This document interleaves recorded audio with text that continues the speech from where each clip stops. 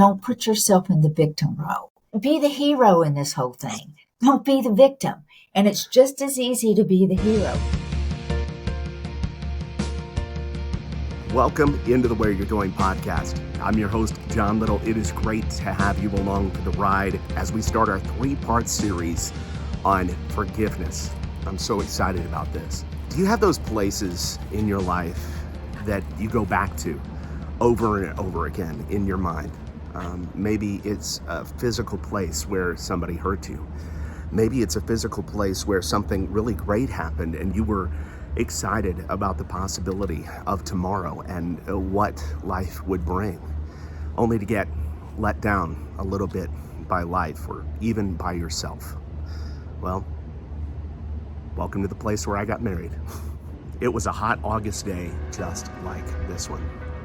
And, there are no regrets, only happy memories from this day, but it's everything that went wrong after that day that I replay in my head over and over and over again. And whether it's trying to forgive somebody else or trying to forgive ourselves, it's those repetitive thoughts. It's those thoughts that just don't get any better over time and continue to control our lives, that can keep us from the absolute best life that we can possibly have. And that's what we're going to talk about over the course of these 3 weeks. And we start out with a great chat with one of my good friends I've met during my time at News Radio 1080 KRLD, Leigh Richardson from the Brain Performance Center in Dallas. And you are going to love this conversation about what it takes to forgive, why it's good to forgive, and listen, even make sure you catch as she calls me out for tending to be a victim rather than a hero. I think this is going to help a lot of people, and I'm really excited to bring it to you. Leigh Richardson is with me. Leigh, thank you so much for being on the show. John, thank you so much for inviting me. Absolutely. You're a brain health expert. You contribute to local and national media, an international speaker as well, an author. Turn your brain on to get your game on.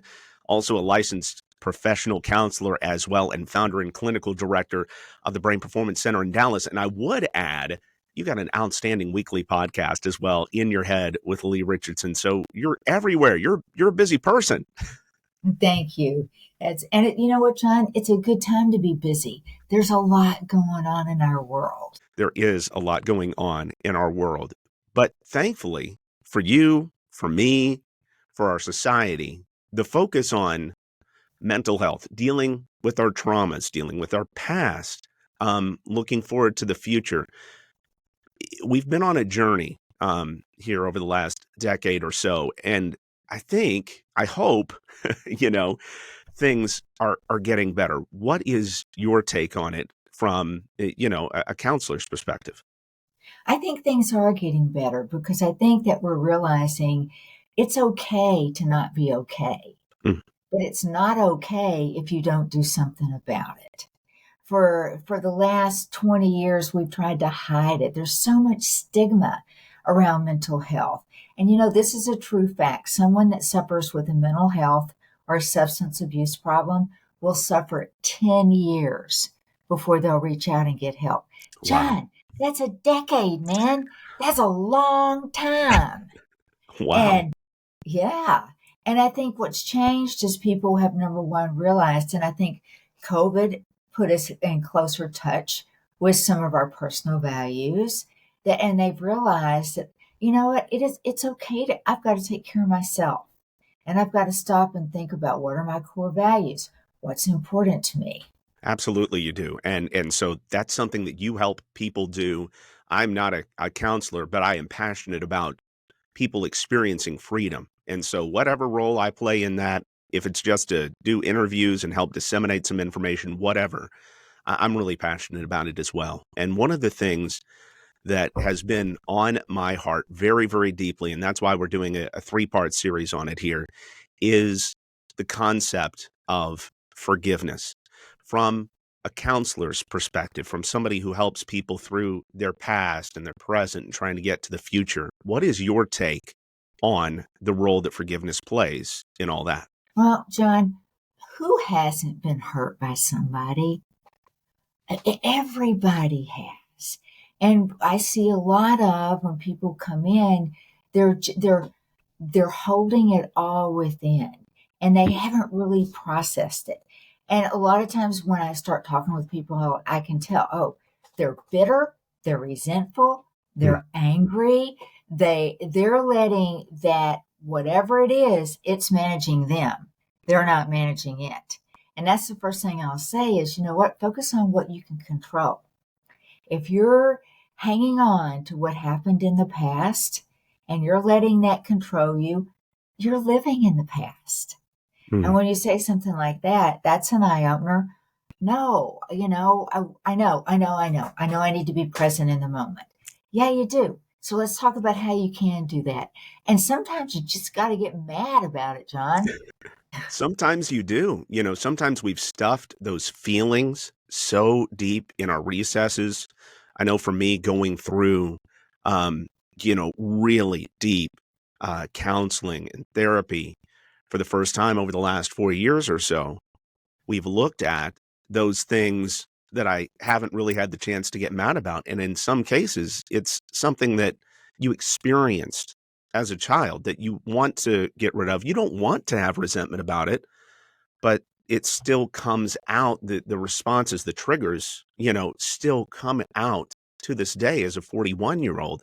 And in order to process through that, to have better reactions, I have had to go back there and get a little bit mad. You got to get mad, you got to feel hurt, and you've got to grieve.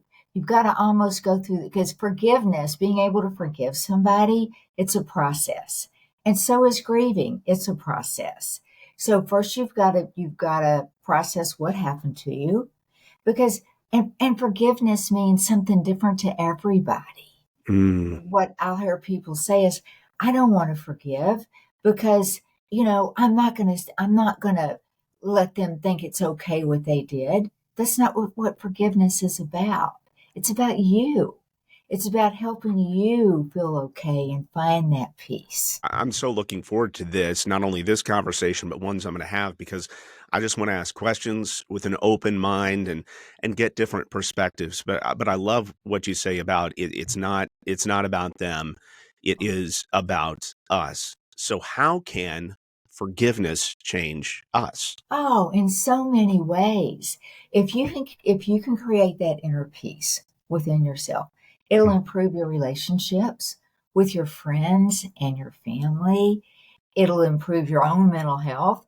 I think we all have anxiety at some point in time, and it's situational. And sometimes anxiety is good. It motivates you to get done what you need to get done.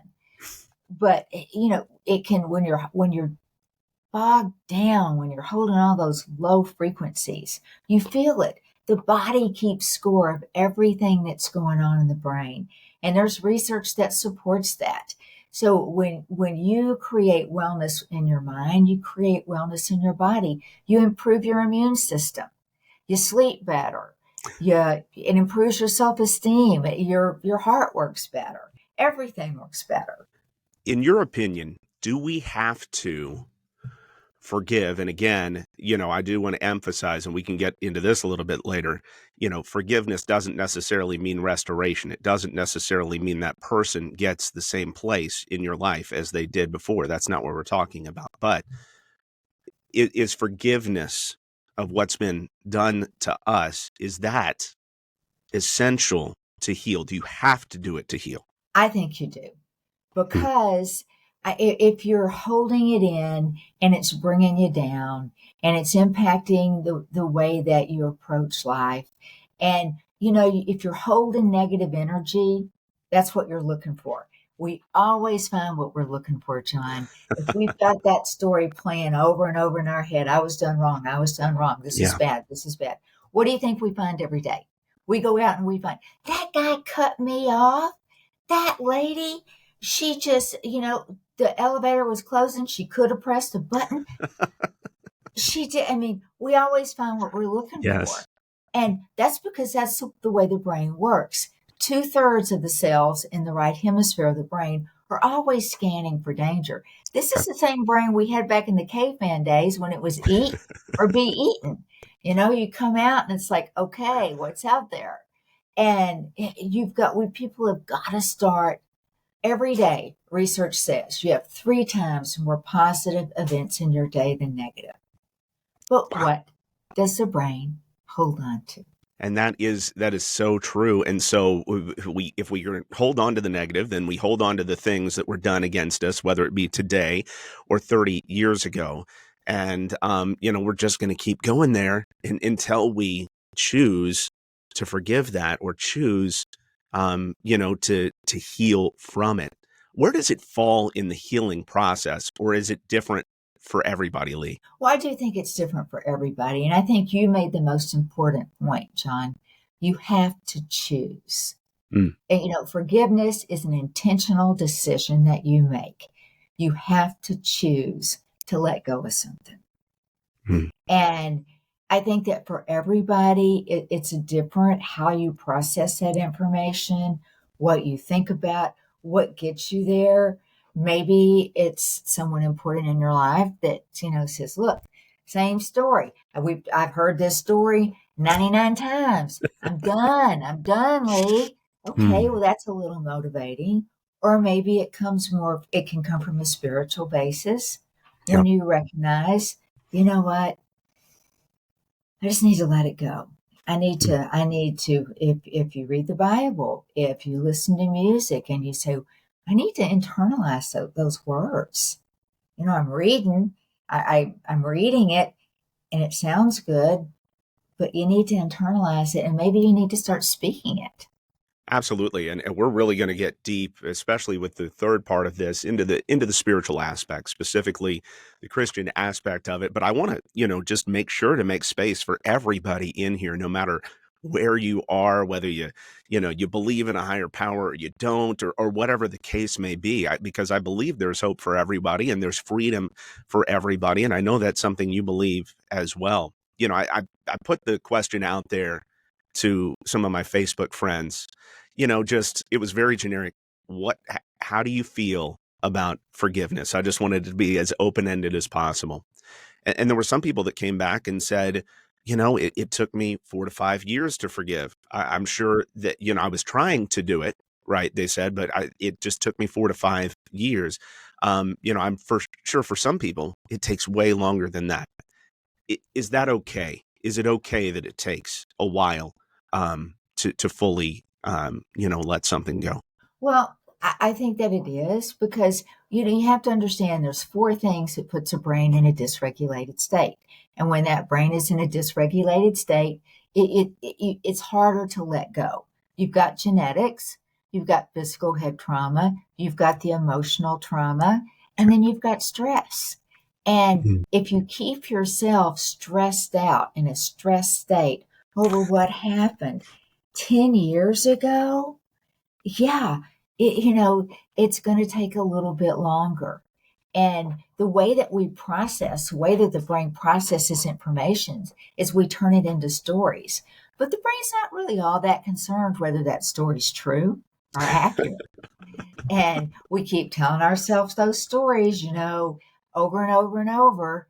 And until you can stop and say, John, is that really what happened? Or is that Mm. just the way you remember it? Mm. And for some people, that's where it has to start. We're visiting with Leigh Richardson, just a tremendous resource on the brain and how it works. And you're hearing some of that. And Leigh, when we think about, moving forward in life and moving forward with forgiveness, one thing that really became a revelation for me just in the last few weeks is that we'd like for forgiveness to be a one-time thing, right? I forgive my brother for this and it's done. I forgive my boss for this and it's done.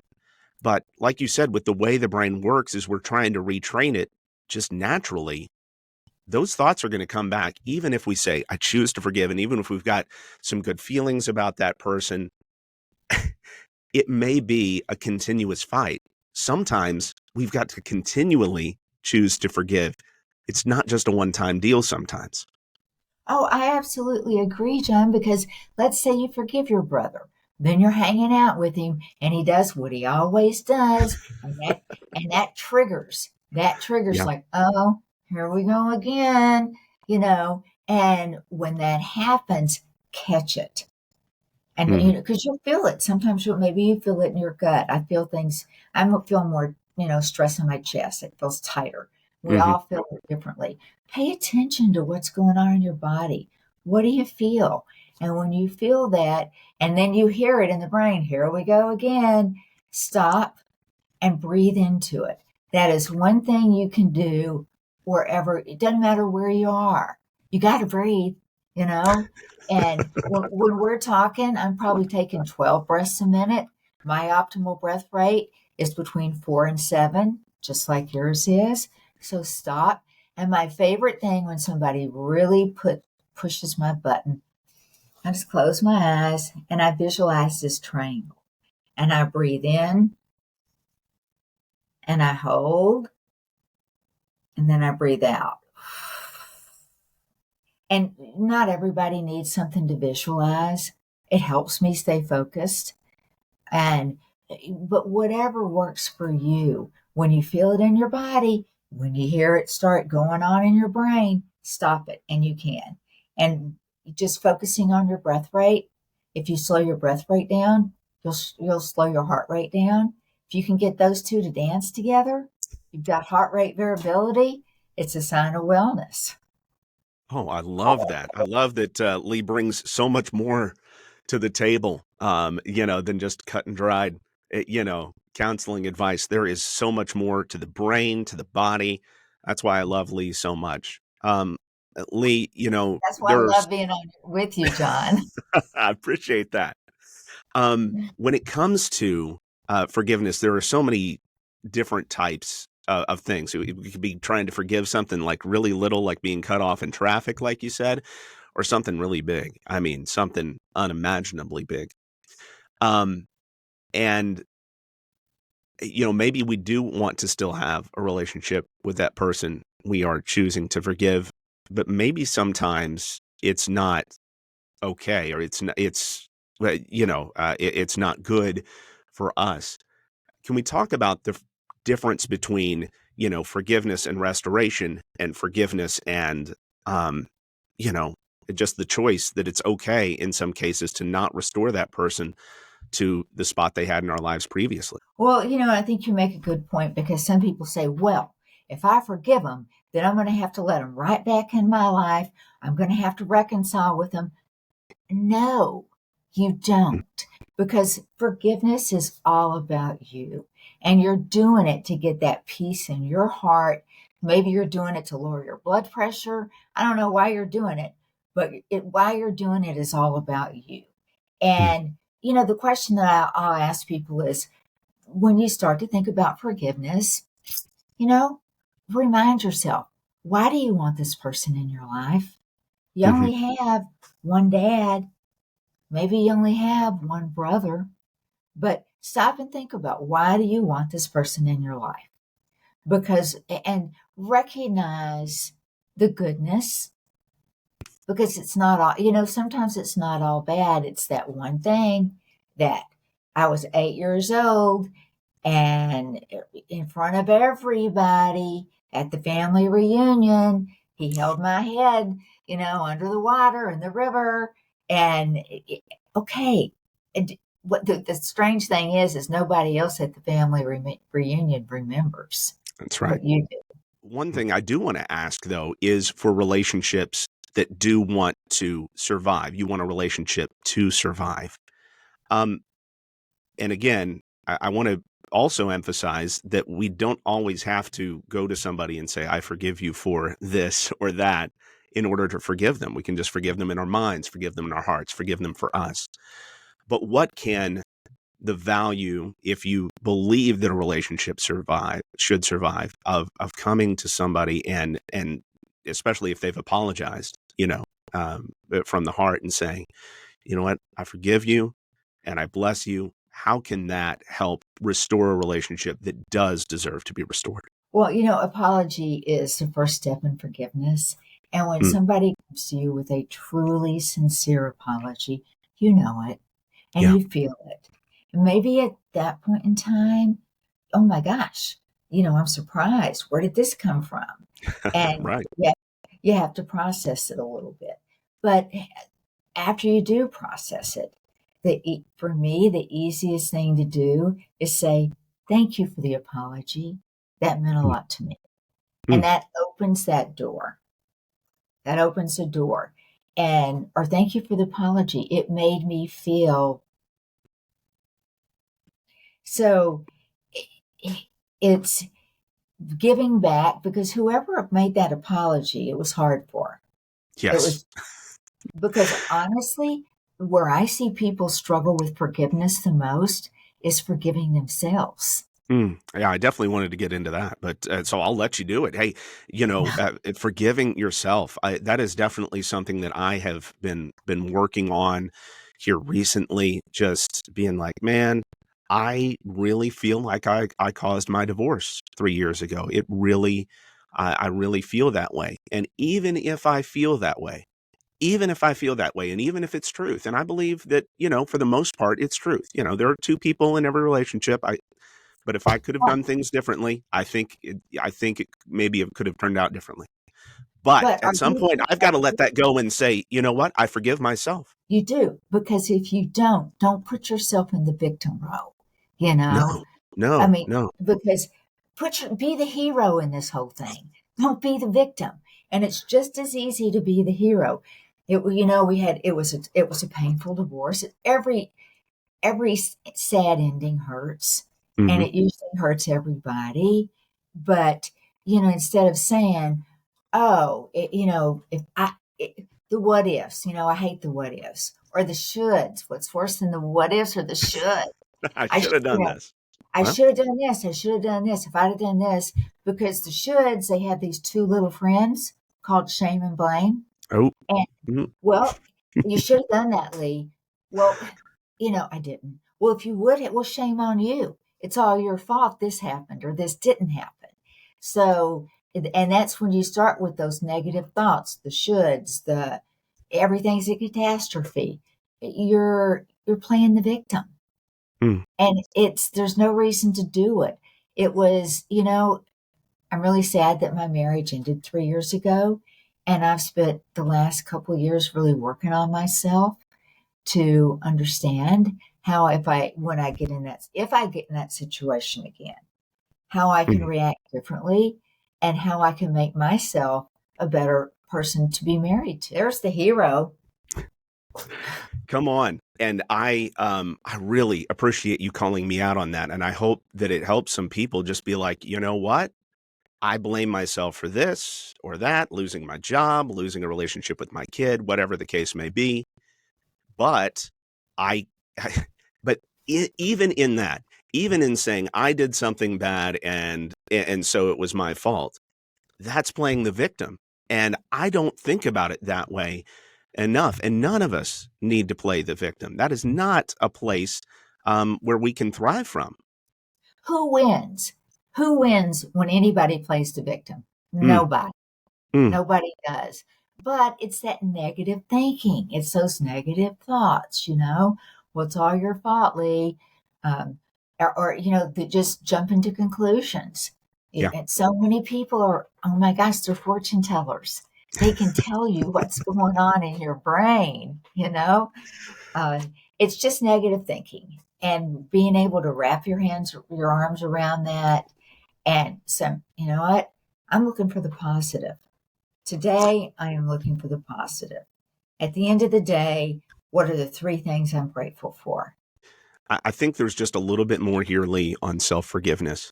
If somebody's struggling with self forgiveness, and I've heard from several people saying, you know what, I tend to not hold grudges against other people, but I just can't forgive. I can't seem to forgive myself for this. Where do you start with people when it comes to self forgiveness, and where do you try to get them? Well, what I do is I ask them, well, you know what? Think about a time when somebody forgave you for something that you did. And it's usually not something real big. It may be something smaller, but think about a time when somebody did forgive you. How does that feel? Hmm.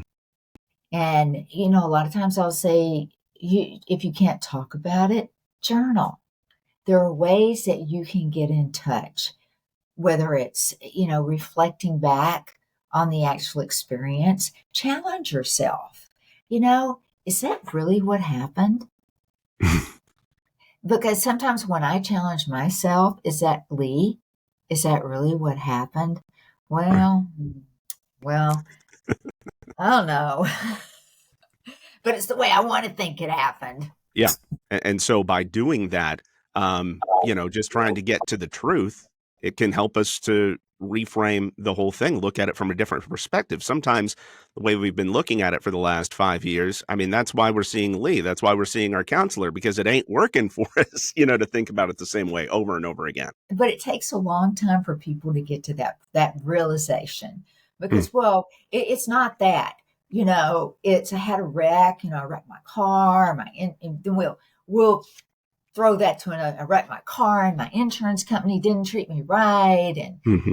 or we'll. Unfortunately, life gives us many other opportunities to redirect those feelings too.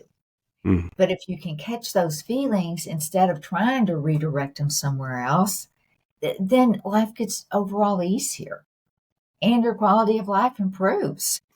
Wow. Well, this has been such a rich, jam-packed last few minutes.